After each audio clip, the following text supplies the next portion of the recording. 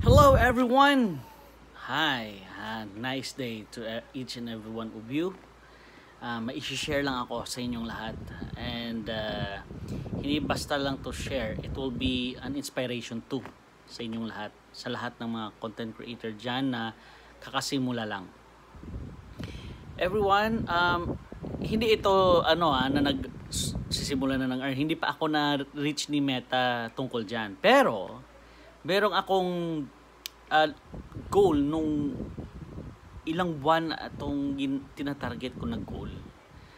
At nahirapan ako kasi if naalala ninyo, nagbablog ako or gumagawa ako ng content at nire-reels ko.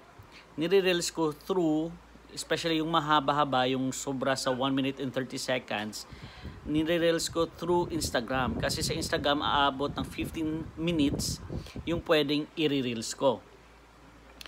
And doon pala, meron akong na-reel na maikli lang pero umabot sa 1,000. And meron tayong achievement na abutin natin yung 1,000 views sa ating reels.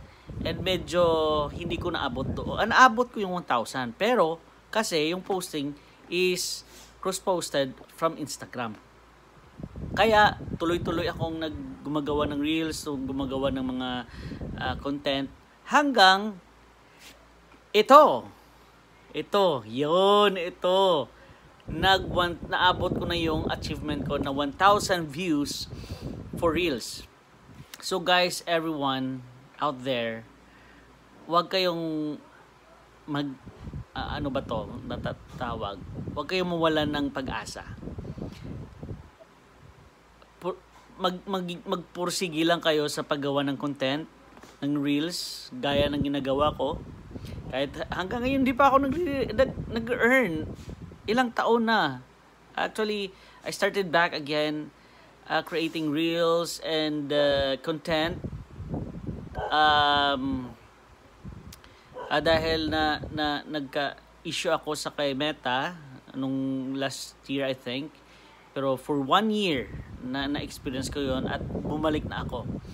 So just keep on going. Wag mawala ng pag-asa. May chance tayo na ma-meet ni Meta o na mapansin ni Meta. Kaya continue lang tayo guys sa paggawa ng content. Let's just continue to achieve the goals na siniset ni Meta. Let's achieve the weekly weekly challenge. By the way, sa weekly challenge guys, kahit hindi nyo maubos lahat ng challenge, pero at least most of them magawa nyo, it's okay. Malaking tulong actually yung challenge ni Meta, ang weekly challenge, laking tulong yan sa ating mga account, sa ating mga content. So just go to your professional dashboard and then check the weekly challenge at sundin nyo yun. At check nyo yung achievement, kung ano yung pang mga achievement na hindi nyo na naabot, try nyo gawin.